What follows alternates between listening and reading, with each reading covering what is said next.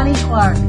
We stand together and accept that we now live in a world transformed by Fukushima.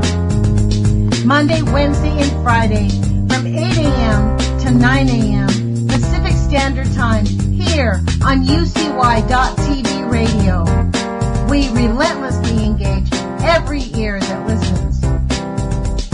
We expose and confront the complete lack of accountability for the nuclear industry. Consider social engineering programs who view our bodies, minds, and souls as assets on a balance sheet. We discuss vital current issues, interview activists, and engage our audience in an effort to allow all voices to be heard. The Age of Fission radio show creates a venue that all will choose. We encourage our listeners to reclaim their power and their courage to take action and save our planet from the ravages of greed and indifference. Our actions matter. Every voice matters. We remind our listeners that happiness is resistance.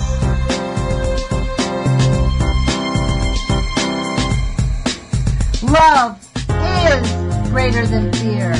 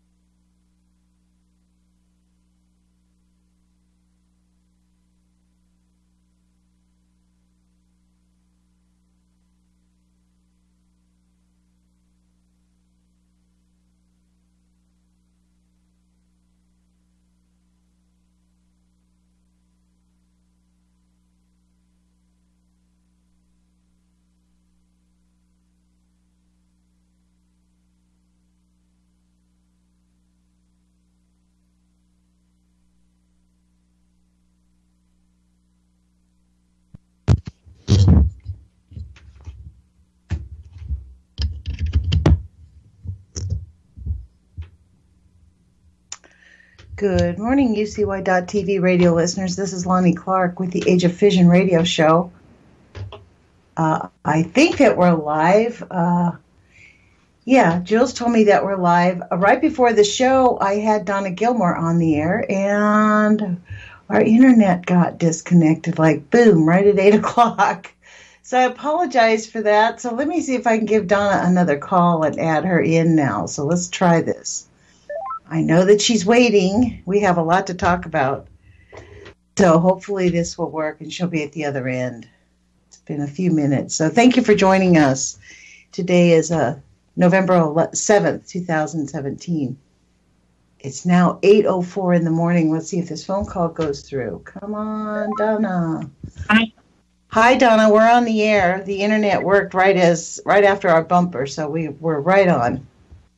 Okay, well, that's great. Well, thanks for joining us. And to our listeners, this is Donna Gilmore with Onofre She's a citizen activist who basically has uncovered and is in the process of uncovering a multitude of malfeasance, that's what I call it, on behalf of the nuclear industry. So, Donna, thank you for joining us. We really appreciate it. Yeah, thanks for having me. It's been very busy since I last spoke to you. I was up at the Diablo Canyon Independent Safety Committee. This is a state entity. Has 3 members. One is appointed by the governor.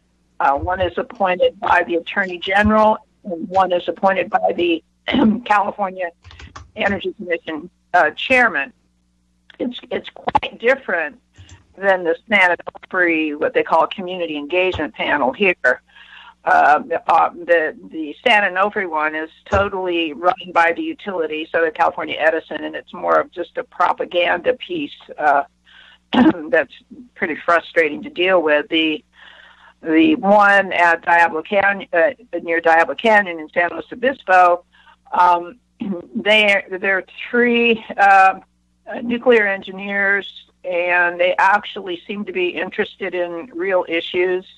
And I was invited by Peter Lamb, one of the members, to make a presentation to this committee, which I did October 19th, and that is available online. I think I've seen that. Yeah, that was really great, actually. Yeah, PG&E was there, and they also webcast these meetings. But PG&E was there, and they made a number of comments that weren't true. So it was actually cathartic to be able to, challenge them and provide the truth. For example, EPRI, which is a utilities lab that the NRC and other people use also, Electric Power Research Institute, I think is what that stands for. They were hired to check a couple of Diablo Canyon canisters to see if moist salt could be on the thin wall, half-inch thick stainless steel canister, because the NRC knows that this could trigger those canisters to start cracking. Stainless steel has a unique property. Once it cracks, the crack will grow on its own through the wall of the container in about 16 years, according to the Nuclear Regulatory Commission. But they had no idea if the canisters would be susceptible, if there would be enough moisture, because the canisters are hot, if there would be enough moisture to land on the container, and if there would be salt there to kind of dissolve it. They call it deliquesce on the container. Well, guess what? A 2-year-old canister, they only checked 2, and they only checked the part they could reach through the air vents on this concrete cast that the thin wall canisters are stored in. They have air vents to cool the fuel in the thin wall canister. But so they did what they could by putting something robotic through the air vents to scrape some particles off the surface of the canister. They never clean these things. It's all of it just sits there, and anything that comes in through the air vents pretty much stays there unless it gets blown out. And they found salt, and they found a low enough temperature for moisture to stay on the canister. So this is a 2-year-old canister. Do they have no procedure for cleaning it? No. Or maintaining it? They just put the stuff in there and never work to maintain the integrity of the canister? It's a bad design. It's a poor design. It was never designed to be inspected. But that even makes it more urgent to make an effort to maintain it if it's a bad design. One would think. Initially the NRC thought it would be 30 years before a crack could start. At least that's what they said in a July and an August 2014 meeting when I asked questions about this. They said the canisters would be so hot, no moisture could stay on the surface of the canister to melt any salt that might be there. There's other things that can cause these things to crack, but they were focused on, basically moist salt air from the ocean, which we have plenty of along the Pacific coast by Diablo and San Onofre. And I had asked about, I had found out through my research that EPRI was checking some Diablo Canyon canisters, but I hadn't seen any reports on it. I had found some information on my own that had been leaked by the Department of Energy in another report, and they claimed they had no information. So anyway, EPRI waited forever to finally do a report on Diablo Canyon, and in that they admit they found low enough temperatures on a 2-year-old canister for moisture to stay on the surface, and they found salts. They found corrosive magnesium chloride salt. You know, I mean, it's right by the ocean, and you got plenty of fog, and this was high burner fuel, so they actually expected that the canister would be hotter than it really was. So what year was this? What year was this that they found this? Oh my gosh, that's a good. Okay, let's see. Inspection EPRI. August. They published it in August of 2016. I didn't even know this report was out. So they just, there was no announcement or anything. So, but I forget how I ended up finding this, but I did read it before I went to this Diablo Canyon meeting. And PG&E said, "Oh well, this EPRI report is out, and it shows that there's no problem with the Diablo Canyon canisters. You know, there's not enough salt to be a problem." And I read the report. I said, "That's not true. The report tried to downplay it, the risk, but if you read the data in the report, it's very clear that the risk is there." And I also told them that in 2014, I was asked to speak at NRC's annual waste conference, and while I was there was a person from EPRI making a presentation about this inspection at Diablo and a few other places. And I asked the EPRI person, I said, given that you have limited access to the thin wall canister, because it has to stay inside this concrete overpack or it would kill you, and they had to try and go through the air vents. I said, what percent were you actually able to sample for corrosive particles and sample the temperature? Because that's about all they could do. They have no way to inspect the canisters for cracks. And he said about 10%. So they were only able to look at about 10% of this, and then there was also some problems with, even their data and handling and all that. Anyway, so it was a very limited look for variables. It was not an inspection because they have no way to inspect any of these canisters. They weren't designed. We're talking about just on the outside, let alone the inside. So anyway, I said in that Diablo Canyon Independent Safety Committee meeting that wasn't true, that the evidence was in that report that it's vulnerable to cracking. So that was one issue. And then PG&E said that the reason they didn't choose thick wall casts, now the thin wall, just to back up since some people may be new here, the thin wall canisters used in most of the United States, but not very many places in the rest of the world, they're mostly half-inch thick stainless steel canisters that only partially protect from radiation, so must be enclosed in some type of a concrete, normally a concrete overpack, either a horizontal or vertical system, and it normally has air vents because the canister needs to be kept cool because of the hot fuel. And so you can't inspect them. They're vulnerable to premature cracking. They and the utilities have no plan in place to find or repair cracks, and no way to monitor to prevent leaks. Well, not only that, they vent. I was stunned to discover in our last conversation, they vent at least carbon-14 24 hours a day from the time they're placed on site. Yeah, the thin canister can't hold all the radionuclides, and the concrete is meant to block gamma and neutrons, but various, I don't have a full list of the radionuclides. They don't measure those. Dennis Nelson, he's a biochemist. He was at that same NRC meeting I was at in 2014, and he asked, well, how much carbon-14 is coming out of these? Oh, not very much. Well, what is it? Well, we don't measure it. Why don't you measure it? Oh, it wouldn't be enough to matter. That's the kind of answer he got. Wow. The half-life of carbon-14 is 5,730 years. So we've had a cumulative... Basically forever. Yeah. So it's, one of many crazy things. So what I want, okay, so let me just get back to this part for people that just get the background out of the way.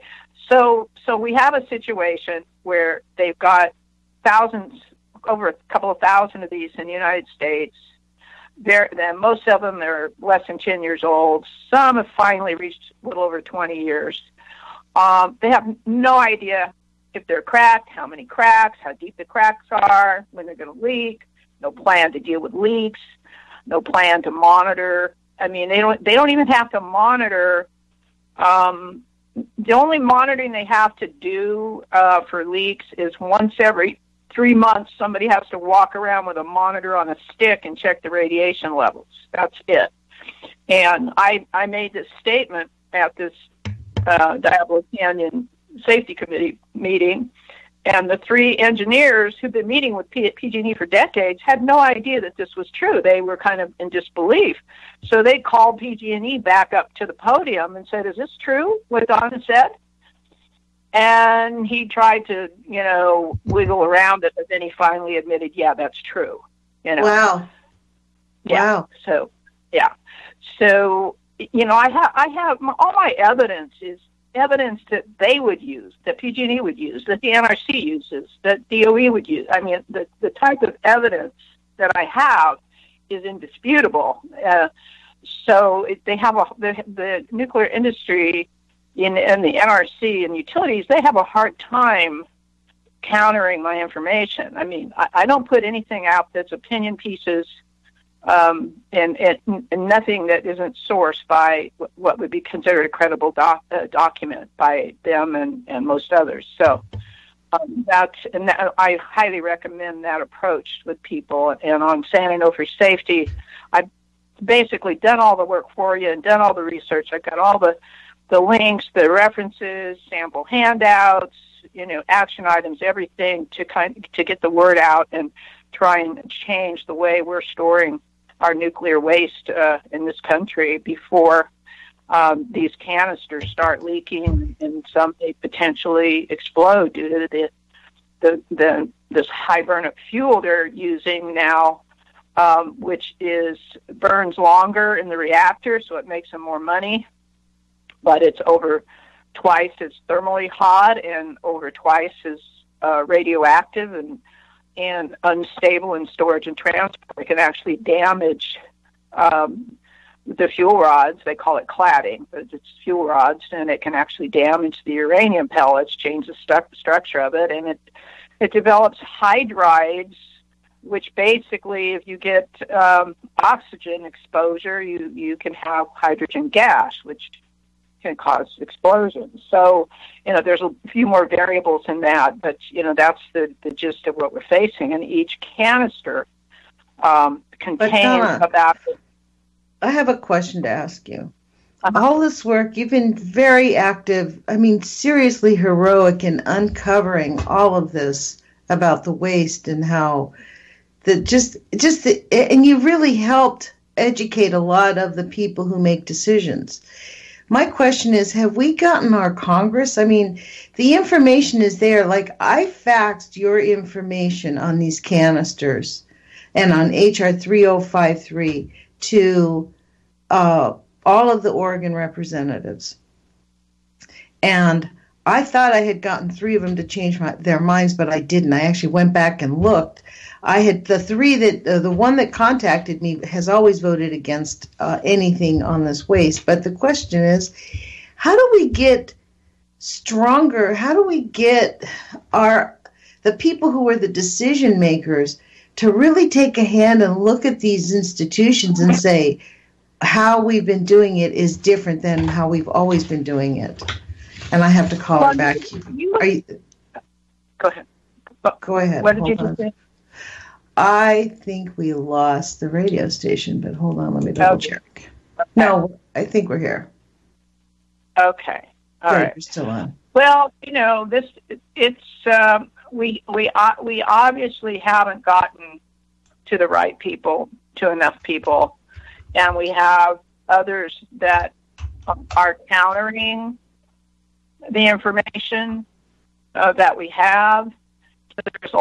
There's a lot of propaganda out there, and I learned even the former chairman of the NRC and top people at the Department of Energy were not even aware of these cracking issues.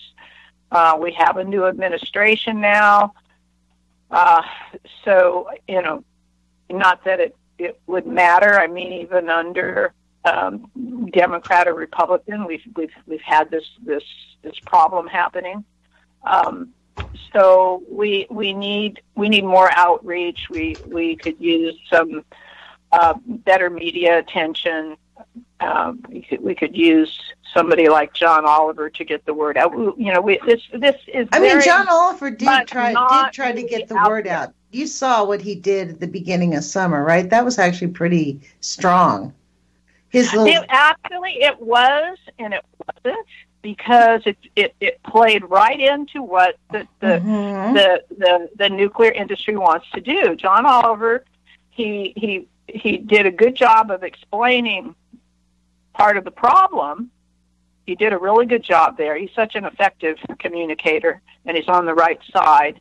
But his recommendation was, to open Yucca Mountain. It was to build Yucca Mountain and to move the waste at the current locations and put it somewhere else, which is exactly what the nuclear industry wanted.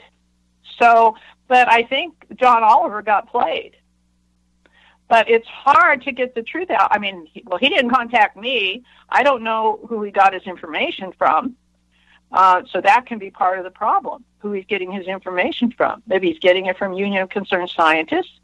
They know about these cracking canisters, but they are just hoping that somebody's going to magically solve this problem, So, that's one of the challenges. That's what I was encouraged about at this Diablo Canyon meeting is you have 3 state-appointed members that report directly to Jerry Brown and the Governor Brown, the Attorney General, and the California Energy Commission Chairman Weissmuller, who is actually a nuclear engineer.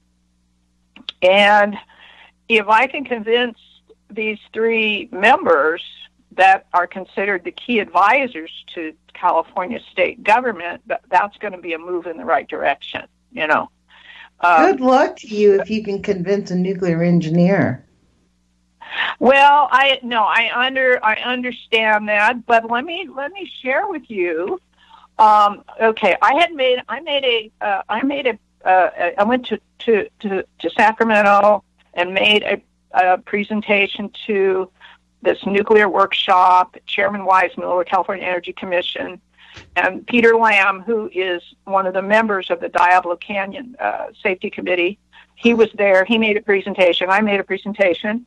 And after my presentation, where I talked about these issues, Chairman Weissmuller says to Peter Lamb, "Well, I'm sure you're going to want to talk to Donna after this session. She's bringing up some significant information here," something to that effect. Mm-hmm. And so I talked to Peter after, and he said, "Well, you should come and speak at our Diablo Canyon committee meeting. I'll give you as much time as you need," he said. Okay, so I thought, I kind of thought maybe he was just blowing me off or something. But anyway, so I finally did it, and they gave me all the time, pretty much that I needed.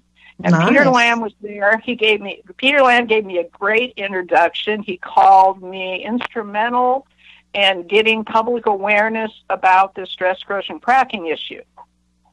And then we have this on video, and he said this at the meeting. Peter Lamb said this. He said, I would like to offer, I'm quoting him here, I would like to offer a disclosure. 20 years ago, I served as a federal administrative judge sitting on a licensing board, approved the dry cask storage system here at Diablo Canyon. At that time, the chloride stress-induced corrosion cracking was not known to the licensee, that would be PG&E, was not known to the licensing board, was not known to Holtec. So this is an evolving, entirely new development. I would like to make that disclosure because Mr. Gerald Strickland served as a licensing manager during the judiciary hearing here in San Luis Obispo. Gerald Strickland is the PG&E, is with PG&E. He's the one that was saying all these things in his presentation that were not true. And now Peter Lamb was very tactful here and giving them the benefit of the doubt. Giving them an out as to why they didn't know. Yeah, giving them a face-saving out, and assuming, of course, if they knew, they would have told him type of thing. So that was a very politically when was this statement made, though? This was October 19th of this year. Now, Peter Lamb, and I think Diablo started loading canisters in 2006. So Peter Lamb was not only the NRC judge that approved because the license was challenged, the dry source license was challenged. I think by Mothers of Peace. I don't know of anybody else. And so this went to an appeal process that the NRC has. And so he not only was the judge that approved that license, the NRC license for that storage facility, Diablo, he had disclosed at the nuclear workshop, California Nuclear Workshop that I'd been at previously, and he disclosed that he was the judge that had approved the private storage facility in Utah. That was to be the first consolidated interim storage facility in the United States. And the license was approved due to pushback from the state. They were never able to use it. There are various reasons. That's a whole other story.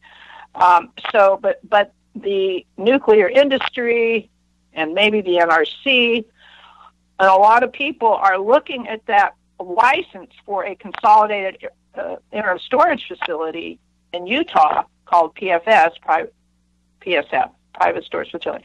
They're using that as a template that, hey, we had one approved already by the NRC.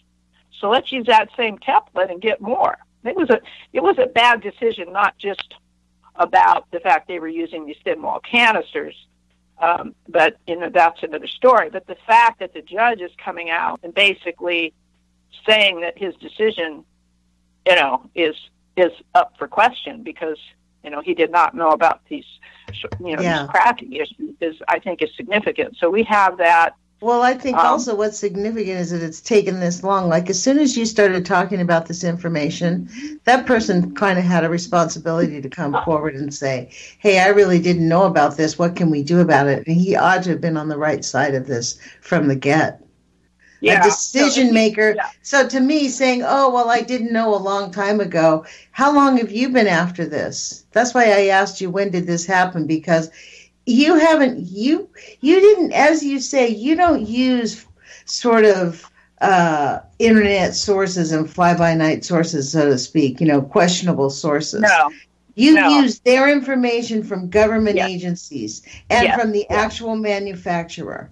And it's actually really known facts that everybody could have known from the get-go had they read the manufacturer's material. No, the manufacturer, Holtec does not tell you this. No, you do not want to get information from. You do not want to get your information from the manufacturer. They are not the honest folks here. They will make misleading statements. They parse their words very carefully, but my BS meter apparently is higher than a lot of other people's. Well, what about where did you get it from? They have this. I first learned about this July 14th, 2014. All right, I remember the date. And then they had a follow-up meeting August 5th, 2014. And I was on the phone. You can call into any NRC has meetings every day. They have a calendar right on their homepage, nrc.gov. You can look and see what's up. If it's something you're interested in, you can get a call-in number, listen in, ask questions. So most people aren't going to want to bother with that, and maybe don't. Well, like me, I have to work or I'm in school. Every time one of those calendar things, it's just not. It's impossible for me to call in. Yeah, no, most people can't do it. I'm supposed to be retired, so I do have more time, and I'm strongly motivated because I live here. Yeah. And nobody else is really, taking the lead on this issue, and I've had to educate people that with good intentions on our side of safety concerns, we're totally not aware of these issues. Okay, it's not something they advertise, but if you by listening in, and I was asked by someone to hey, this might be an important meeting. Could I get a volunteer to listen in? So that's how that started. And that's where I learned that they have discovered these things can crack from salt air. Gee, who would have thought? Metal and salt air, right? And what I didn't know about the properties of stainless steel, which I've since learned a lot about, is once a crack starts in stainless steel, it has a unique granular structure that cracks grow on their own all the way through the wall, and they said it would take about 16 years. I do know that with hotter materials, cracks grow faster, so, it's unclear to me, how long it can actually take. What is the NRC's contingency plan when one of these really crack and it really just breaks open? Because as they start to crack, they can't, my understanding from our discussions is that they can't just move these things once they've started cracking, and there's no real way to truly fix it. So what's the contingency plan when it really breaks through? I'm still waiting for an honest answer from the NRC and Southern California Edison, because so far I've got none. They have none. No evacuation plan or places to put people, or like, this is what's going to happen. We know this is coming in 10 to 15 years. So no. You know what they're doing instead. Areva makes both thin and thick wall. They make thin wall canisters that they sell to the U.S. and then for their customers that care more about safety, which is pretty much most places except us. They use thick wall casts that don't have these issues, are fully inspectable inside and out, continuous radiation monitoring, continuous monitoring of pressure change to catch things before they leak, not after. So, and they have provisions to deal with maintenance. But they would start out giving answers like, oh, well, if we have a leak, we're going to have a portable hot cell brought to the site so that we can put it in a new container. And I researched that. There is no such thing available. I've got a transcript from another government agency where Oak Ridge said they had one facility in the country that would have been big enough to move one canister to another, move fuel from one to another, but they tore that down. It was called the TAN facility in Oak Ridge. And then they also discussed portable hot cells. Well, it's not really feasible to have a portable hot cell that big as we would need, so that idea has been abandoned too. So I got all this information, brought it to the next meeting we had with Southern California Edison, So now they don't say that anymore. So now they try and come up with another excuse, and they'll say, "Oh, well, if we have a canister leak, we'll put it in some kind of a thick cast." So then I do my research, contact the NRC. I deal with the director of the division that approves all this stuff, Director of Spent Fuel Management. And I said, I can't find any information about a thick wall metal cast that's designed to hold a leaking canister. And he says, did you email him directly, or did you call his office? I don't remember. I think I may have. I don't remember. I probably emailed him. That's normally what I do, but I don't remember. Okay. But he says there is no such thing. I'd have to check my emails and see if that was an email. But he says there is no such thing. That's why you're not finding it.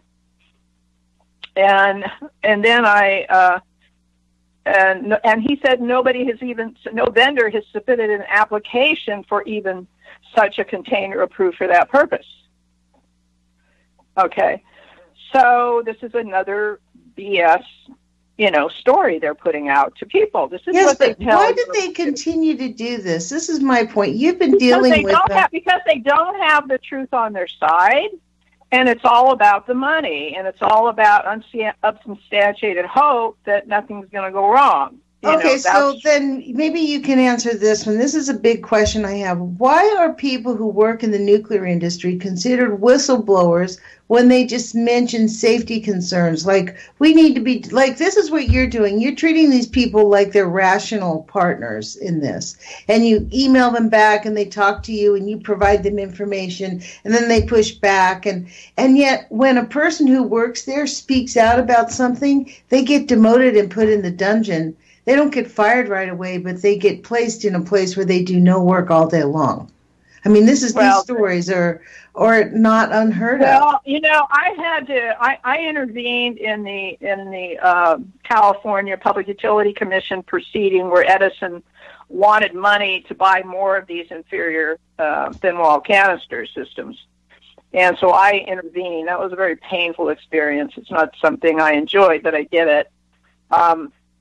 And I tried to find a material engineer, because this is really a material engineering issue more than anything.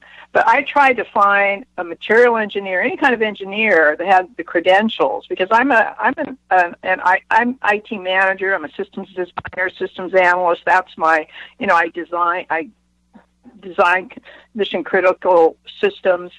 But I'm not an engineer, and I don't pretend to be one. But everything I have, all my statements, are from engineers. They're from documents written by credible engineers, okay? And I could not find a material engineer willing to speak up. A lot of times they didn't know. One of them told me, "Are you kidding me? They're using thin wall stainless steel by the ocean? That's insane." He had no idea they were doing that. He worked on Yucca Mountain looking for containers that would be suitable for Yucca Mountain, but he had no idea that temporary storage was this. And he wanted me to come to some corrosion meeting or annual corrosion meeting and tell other people and all of this. And so I thought he would make a good witness for this Public Utility Commission legal proceeding I had got into. And then all of a sudden, he just wasn't well enough to get involved. And anyway, I have suspicions for that Holtec, who is the manufacturer of a lot of these thin wall canisters. I have suspicions that he got to him, but I can't prove that. What does that mean, him? He got to him, threatened him with his job? Maybe, no, maybe, well, the only thing I can say is that this person this engineer that I had found ended up subsequently teaching a class at University of Pennsylvania on material corrosion. I actually watched it online. And that is Holtec's, Dr. Singh, the president of the company. That's his alma mater and who he gives lots of money to, one of the key institutions he gives lots of money to. So it was just a coincidence there. Okay, that's all I have there. But I do have another material engineer that has lots of great credentials And he was not aware they were using these thin wall canisters, and I was sending him information. I sent him information about the Coburg nuclear plant that had a tank that the NRC considers comparable to these thin wall canisters. It didn't hold nuclear fuel, but they said it has the same vulnerabilities. That one leaked in 17 years with cracks longer than the thickness of most of our canisters. And so I had this conversation going back and forth, on the phone and email. And then one day he says to me, he says, Donna, I've done work for Holtec in the past, and I plan to do some for them in the future. So sometime in the future. Yeah. So, basically, if you're a material engineer, if you're a material engineer and you want to work in your career field, you take on, whether it's nuclear, I'm sure probably the same thing's true in other energy fields and other areas. You basically can get blackballed. Yes, but this is where I get really my ire gets up, because we're living in the so-called free trade market, where this is the basis of how they do all these things. We're getting the best deal for the best price within the system. But when people cannot speak up about safety issues without fear of retribution, it completely destroys all participation. It really undermines everything. That's why we have to get involved. I thought before I got involved in this, I was naive. As a systems analyst, we're taught and we learn never assume, because assume makes of you and me. Mm-hmm. But I assume that if you're running a nuclear plant, you would have the best employees, lots of redundancies, lots of backups, reward employees if they find problems. Mm-hmm. You would have a federal regulatory agency that was going to make sure they did the right thing and do their job, because the consequences are so horrendous. It wasn't even in my imagination that wouldn't be true, And all of that I have learned through this policy, through this process, that none of that is true. And in terms of a free market, are you kidding me? Government subsidies for all these energy companies and, whatever else. What do you think HR 3053 is about, Donna? That's fundamentally what 3053 is about.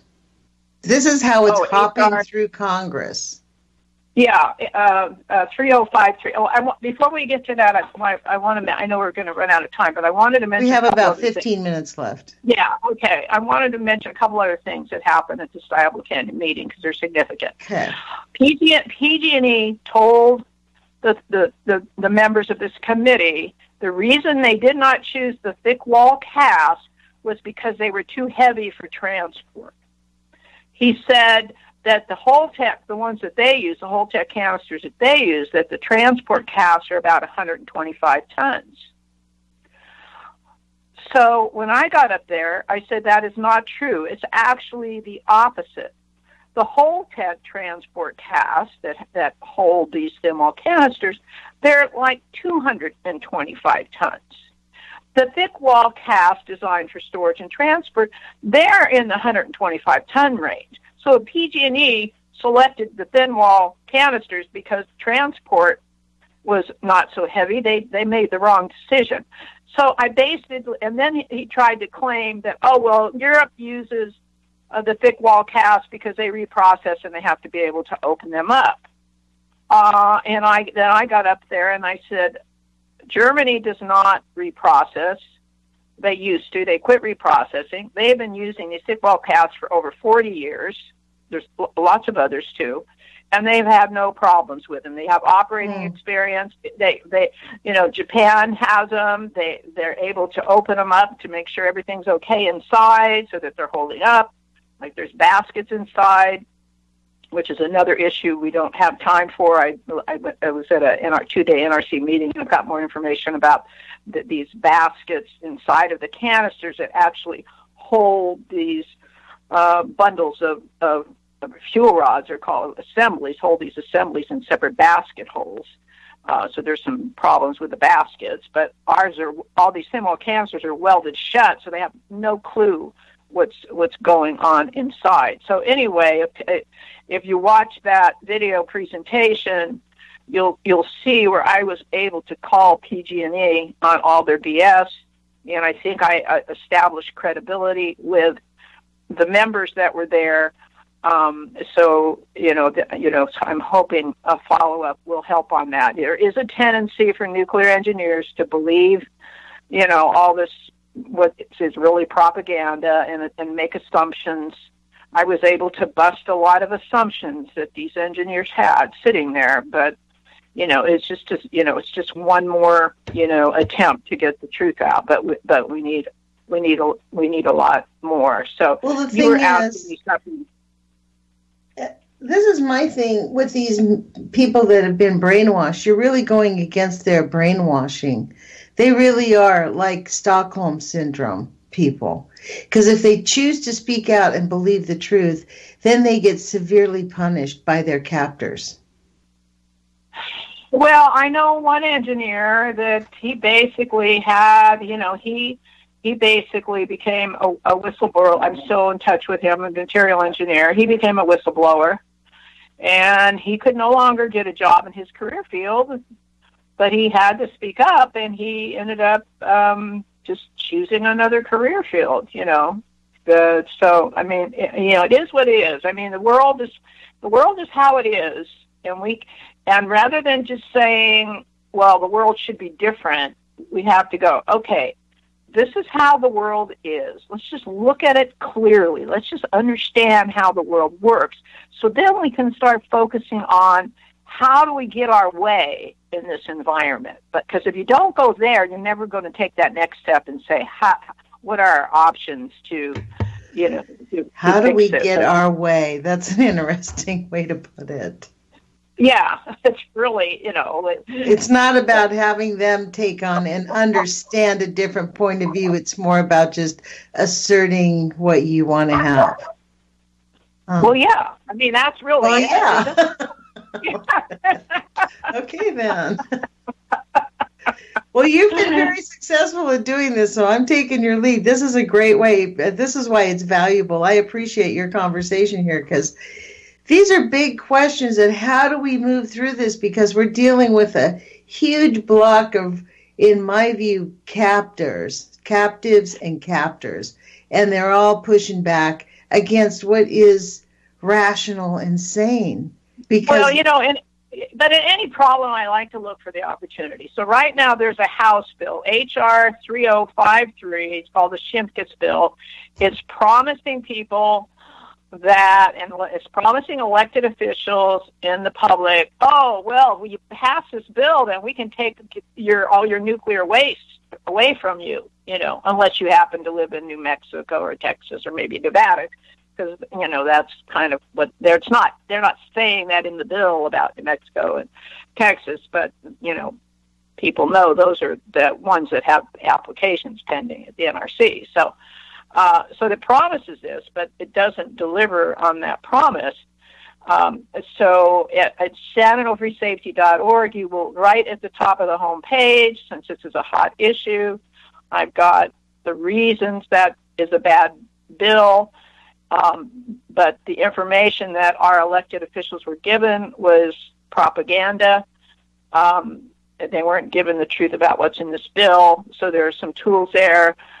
One of the tough things for elected officials, if they vote against this bill, their opponents are going to say, well, he didn't vote for the bill that was going to get rid of your waste. So you have that issue. In any case, this is an opportunity to educate the elected officials, but before you can do that, you need to get more educated. And unfortunately, there's no magic people out here. There's no that are on this particular issue that are out there making this their key issue. So I'm working on that too, but they're more busy on dealing with problems with reactors and other things. There's a lot of people that are out. There's over 49 organizations and growing that are opposed to this bill for various reasons. That's good. But they do, and I have a copy of their letter opposing that. So I have their reasons, and then there's also additional reasons. This bill will give money it will take money that actually doesn't even exist. There's supposed to be a nuclear waste fund in there for a permanent repository. That money most of it's already been borrowed to use for other things. So before any money will be there to use, it has to be allocated by Congress. So then we're at the mercy of them giving enough money to manage waste. It eliminates all the safety requirements out of the law. The law has safety requirements that you must be able to monitor and retrieve this fuel. And they're taking that out of the law. And I called the bill author. I said, why are you removing the safety requirements out of the law? Who needs that part? Yeah. I said, why are you removing the safety requirements out of the law? And he says, oh, well, the NRC does such an excellent job. We don't need all these laws, I mean, it's just nuts. So. And it takes away. If it's not nuts. It's really, to be honest, it's murderous. They cannot do this. Yeah. Well, you're having Democrats and Republican elected officials supporting this bill. I know. In the House. But so we have to use this as an opportunity to educate the elected officials and the public on what's going on. And so, there are a number of tools there. So even if you don't win a particular battle, it's about, winning the war and not just the battle. So you don't give up. If you don't make progress the first time, you go, okay, what do I need to do different? Or you don't give up. One approach doesn't work. Here we are at 8 o'clock in the morning talking about it, so there you're right. Yeah. Yeah. So this is an opportunity. I mean, they're paying attention to this issue because they have to vote. So that's an opportunity to educate them, give them information. They might not get it the first time around, but you keep going, and it gets through. I mean, we started working with like city councils and educating them because they represent our communities also. And they didn't know any of these things. And I've had elected officials, local elected officials, send emails to the head of San Onofre and say, why are you using thin canisters instead of thick casts? And that's just the question we want them asking. Why are you doing this? They don't have a good answer. What happens when they give a bad answer? Well, it depends. That's a good question. One of the things I try and do is find out what kind of answers they're giving so that I can include in my the handouts that I put out there for everyone, so I can give you the counters to that. So just like this new thing with PG&E where they claimed, oh, well, the thick ones are too heavy, and that's BS, so anyway, so I need to work on a myth sheet, but they really have no good answers. The scary... Was it because of money? Was one cheaper than another, or there was a preferred... Yes. Oh, yeah, cheap is the wrong word. These are multi-million dollars each unit. The unit, you have the thin canister, the labor, and then the thick concrete overpath or cast, each unit. That's up to like $4 million now almost for just one unit. But it was less expensive than the thick cast. But that's only if you're talking short term. If you're talking more than, 15, 20, 25 years, then the thick ones will be cheaper because you don't have the cracking problem, and they're going to hold up longer. I mean, the stuff we're putting in there has to basically be maintained to infinity. That's an exaggeration, but it might as well be considering how long we've existed. We're talking short term thinking in terms of cost, but So they really are less expensive if you consider past their short lifespan. Costs have changed. There's two types of thick wall cast. There's a ductile cast iron, and then a forged steel type used in Fukushima. And so there's different costs. These companies won't even allow them to bid. Okay, that's what really blows me away is that they know they're putting in containers that have a limited lifespan, and yet they're a very short lifespan. With these ones that crack, the 3/8 inch ones that we're using in our country. Well, they're not 3/8 inch. They're not 3/8 inch. 5/8 inch. They're the majority are a 1/2 inch, and then there's a couple that are 5/8 of an inch. The 3/8 inch, I think that's what the Defense Waste in Hanford is storing. I think that's about 3/8 of an inch there. That's great to know. So this is what's the contingency plan? There is no contingency plan. What are they going to do? I'll tell you what they're going to do. I managed to get a copy of a slide presentation, the Areva vendor for their thin cast, where they're asking to not have to measure peak radiation levels from the outlet air vent. Okay, they only want to measure radiation levels, report radiation levels or peak radiation levels from the inlet vent. They're saying, we're going to measure. That's their plan. Don't measure. Their plan is to hide the leaks, yeah. But they'll be able to say they comply with all NRC safety requirements if the NRC approves this, which they probably will.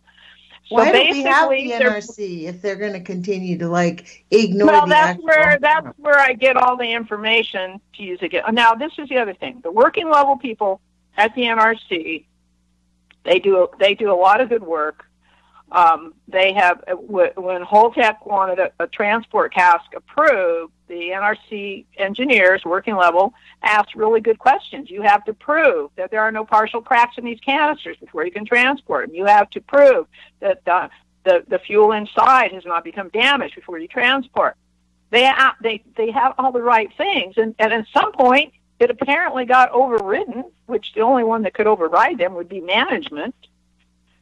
And they said, we're just going to pretend there's no cracks when they're 5 years old. And then if they're over than 5 years old, then you only need to look for surface defects as best you can in 20% of the ones you want to ship. Surface defects don't find cracks, okay?